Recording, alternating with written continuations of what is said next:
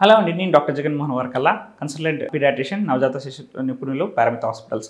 So ఈ మధ్య రీసెంట్గా మనము ఇండియాలో పూణేలో కొన్ని ఎపిడమిక్ కేసెస్ లాగా సడన్గా బేబీస్ పారాలిసిస్ అవ్వడము ఇది గమనించారు. That is called Guillain-berry syndrome. Guillain-berry syndrome అనగా పిల్లలు సడన్గా 1 to 5 years పిల్లలు కామన్గా న్యూరలాజికల్ వీక్నెస్, నరాల బలహీనతతో సడన్గా వీక్నెస్ అవ్వడము, ప్రోగ్రెసివ్గా అవ్వడము అది చూస్తూ ఉంటాము. That is called Guillain-berry syndrome. Guillain-berry syndrome అనేది కొత్త రోగం ఏమీ కాదు. అది కామన్గా అప్పుడప్పుడు వచ్చే కేసులు ఉంటుంటాయి. కానీ ఈ మధ్య పూణే అనే సిటీలో ఎపిడమిక్గా చాలా కేసులు, 100 కేసులు అక్కడ నమోదయ్యాయి. అందులో 2-3 పిల్లలు అన్ఫార్చునేట్గా చనిపోయారు. సో అందుకోసం గులియన్-బెర్రీ సిండ్రోమ్ అనేది తెలుసుకోవడం చాలా important. It is a autoimmune disorder, అనగా మన బాడీలో ఉండే ఇమ్యూనిటీ, రోగనిరోధక శక్తి మనకి అగ్నెస్ట్ గా మన నర్వస్ సిస్టమ్ పైన ఎఫెక్ట్ అయ్యి డ్యామేజ్ చేయడము వల్ల ఈ పారాలిసిస్ అనేది వస్తుంటుంది.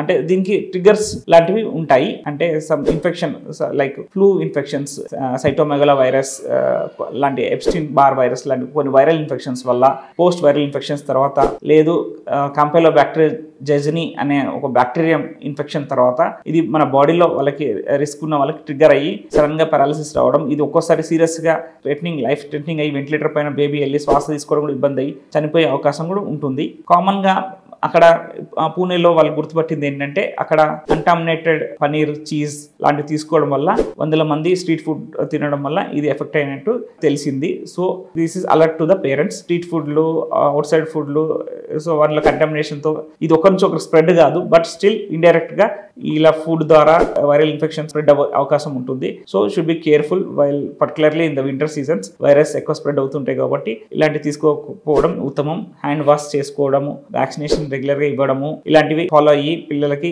ఈ ఇన్ఫెక్షన్ రాకుండా మనం కాపాడగలుగుతాము. సో ఇలాంటి సిమ్టమ్స్ తెలిసినప్పుడు ఇమీడియట్లీ డాక్టర్ని కలవడం చాలా ఇంపార్టెంట్. ఎందుకంటే దీనికి కామన్ గా ట్రీట్మెంట్ ఏముంటుందంటే, it's treatable cause disease only, but ఒక్కోసారి ట్రీట్ చేయకపోతే లైఫ్ థ్రెటనింగ్ అంటే ప్రాణాల అపాయం కూడా ఉంటుంది. దీనికి IVIG అనే మెడిసిన్ ఉంటుంది. దీనికి ప్లాస్మాఫైరసిస్ అంటే మన బ్లడ్ ని ఎక్స్చేంజ్ చేస్తుంటారు, నొప్పి కోసం మెడిసిన్స్ ఇస్తుంటారు.